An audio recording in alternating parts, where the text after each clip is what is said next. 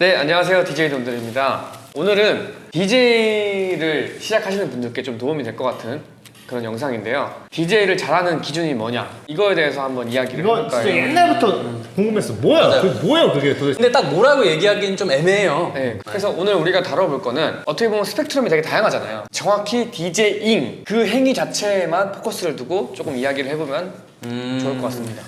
그리고 일단 디제잉은 사실 뭐가 잘한다 이게 사실 이렇게 정해진 어떤 그런 기준이 없잖아요. 예를 들어서 쇼미더머니가 이렇게 부흥을 하면서 이제 대중들이 힙합이라는 장르를 놓고 봤을 때는 잘하는 거 못하는 거를 판단을 할 수 있어. 맞아. 근데 이런 디제잉 분야에 있어서는 대중들이 뭐가 잘하는 거고 뭐가 못하는지를 이거를 맞아. 판단을 하기가 너무 어려운 것 같아요. 네. 맞아.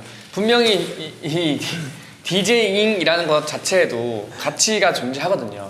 우리가 좀 솔직하게 이야기 한번 해봅시다. DJ끼리는 서로 이렇게 평가하는 그런 기준들 있잖아요. 네. 그런 기준으로 한번 좀 얘기를 한번 해보면 좋을 것 같아요. 그래서 먼저 글로리 먼저 얘기해봐. 여러 가지가 있지만 저 같은 경우는 일단 첫 번째로 셋 구성을 보는 것 같아요. 단지 한 곡 한 곡을 플레이하는 게 아니라 예를 들면 1시간 혹은 90분 셋을 플레이할 때 그런 전체적인 흐름을 생각하고 셋을 짰냐 안 짰냐 약간 그런 거를 좀 많이 보는 것 같아요. 플레이하는 시간 동안의 이야기를 어떤 식으로 이제 사람들에게 보여주냐 일단 첫 번째로 중요하게 두 번째는? 생각하는 것 같아요. 두 번째는 일관성 있는 본인만의 스타일이나 색깔 이런 건데 물론 외국 DJ를 너무 비교하면 안 되지만 이런 음악을 오래 한 해외 DJ나 혹은 정말 아티스트 같은 느낌이 나는 DJ들을 보면은 그들만의 이런 색깔이 있거든요. 그걸 꼭 벗어나면 안 되는 건 아니지만 그 색깔을 계속 유지해가면서 가거든요. 저는 그런 것도 또 중요한 것 같다고 생각해요.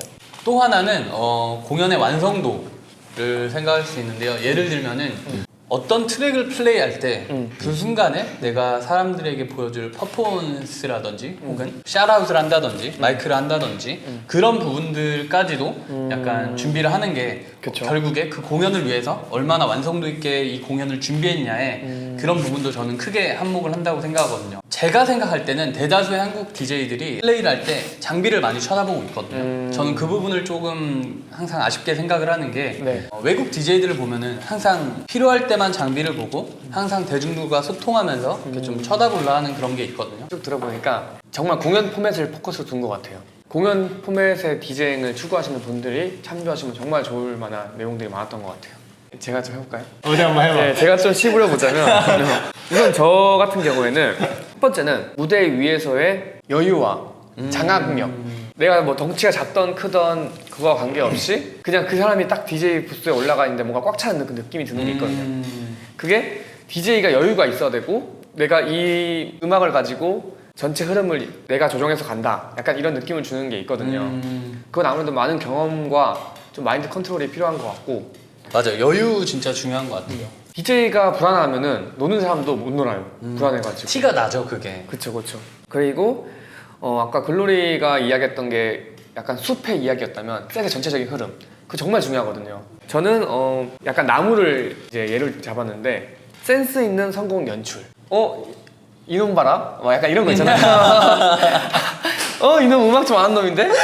이놈 디제잉을 아는 놈이야. 약간 이런 거 포인트가 되게 중요하거든요. 글로리가 말하는 포인트는 처음부터 끝까지 이게 관중이 그 사람을 지켜본다는 가정하에 있는 거고 제가 이야기한 거는 좀 약간 유동적인 분위기에서 갑자기 DJ한테 집중하게 되는 어떠한 한 곡 하나로 그 센스가 되게 중요한 것 같아요. 그리고 믹싱을 할 때 그냥 되는 대로 들어가고 뭐 연결되는 대로 되는 게 아니라 이 믹스의 구간과 소리를 어떻게 섞느냐가 의도된 믹싱을 하는 게 저한테는 되게 중요하다고 생각하거든요. 그래서 뭐 예를 들자면은 여기서 이때 들어가라고 했으니까 들어가야지 이게 아니라 내가 이만큼을 여유를 주느냐 아니면 더 빨리 들어가느냐 이거에 대한 의도가 있어가지고 조정을 하는 게 저는 실력이라고 생각합니다. 맞아요. 저도 준우 형 말에 좀 덧붙이고 싶은 게 저는 약간 세상에 있는 모든 만물에는 다 이유가 있다고 생각하거든요.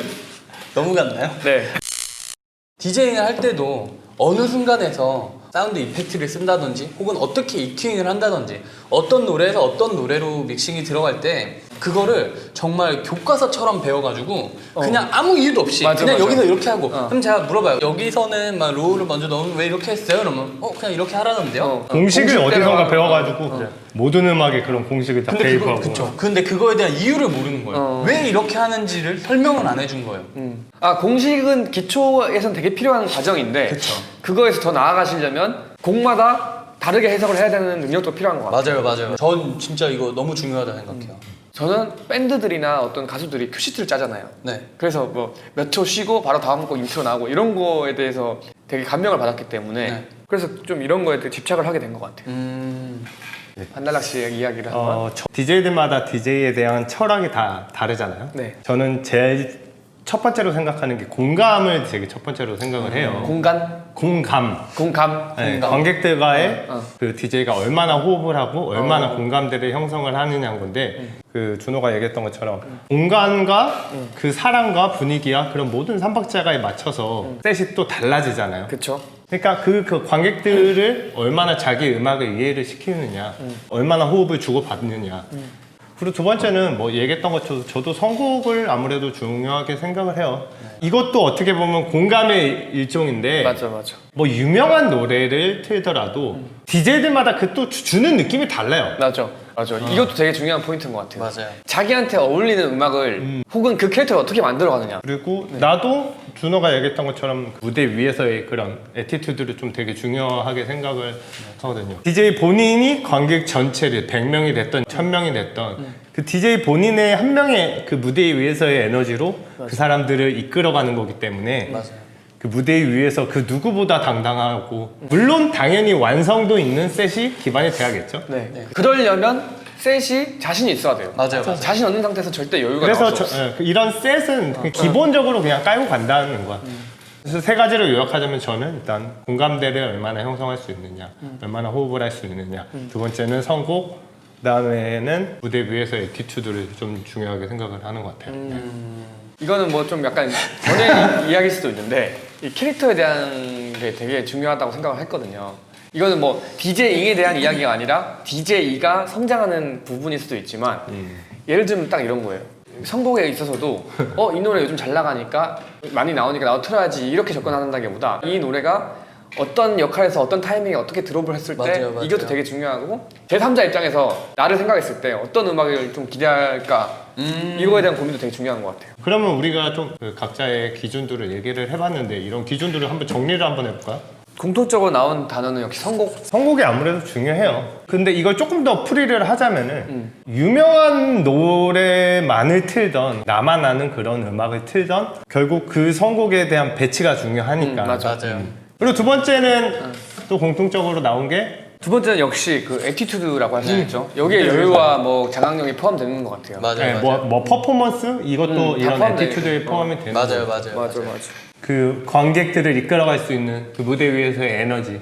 제가 여기서 좀만 더 꼰대스러운 이야기로 넘어가자면 옛날에 LP판 했을 때는 그 노래를 다 외우지 못하면 믹싱이 불가능했어요. 불안했어. 왜냐면 시간초도 표시가 안 돼 있고 파형도 없죠.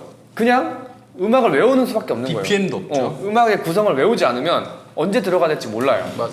근데 요즘에 CDJ가 되고 파형도 뜨고 뭐 마킹까지 할 수 있게 되면서 음악에 대해서 물론 다 외울 수는 없겠지만 그 노력이 좀 떨어진 건 사실이에요. 맞아요. 그러다 보니까 여유가 적어지는 거죠. 왜냐면 음악이 이미 내 머릿속에 다 있으면 춤추다가도 언제든 자신 있게 들어갈 수 있거든. 맞아요. 근데 그게 아니라 눈에 보이는 대로 점점 다가오고 있어 지금 들어가야 돼 이렇게 되니까 그러니까 이제 여유가 없게 되는 거죠. 뭐 전체적인 셋을 완벽히 못 짜더라도 그 음악 하나하나에 대한 그 구성은 자기 머릿속에 숙지하고 있는 게 알고 있어야죠. 여유를 키우시는 데 도움이 될 것 같습니다.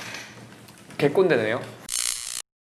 그러면 마지막 세 번째는 그 의도를 조금 더 쉽게 설명을 하자면은 네. 저는 좀 메시지라는 표현을 많이 하는데 그 DJ 본인이 1시간이든 30분이든 그 본인의 셋 안에 네. 어떤 느낌을 얘기를 하고자 하는지가 그게 전달이 되면은 그게 분명하게 좋은 디제잉이라고 저는 표현을 하기 때문에 어떠한 그 의도를 담고 의도가 전달이 될 수 있게 이 세 가지를 어떻게 보면은 저희 DJ가 DJ를 봤을 때 기준점인 것 같아요. 사실 오늘 찍은 영상은 제 개인적인 욕심에 있어서는 조금 우리가 했던 이야기들이 온전히 다 들어갈 수 있으면 참 좋을 것 같다는 맞아요. 생각을 합니다. 이게 뭐 재미를 떠나서 DJ를 배우시는 분들한테는 되게 귀중한 정보라고 저는 생각을 하거든요. 저는 이 채널이 대중성도 중요하지만 전문성도 필요하다고 생각합니다. 중요하죠, 전문적인 콘텐츠도 좀 조회수가 좀 떨어지더라도 제일 신경 쓰는 거 아닌가요?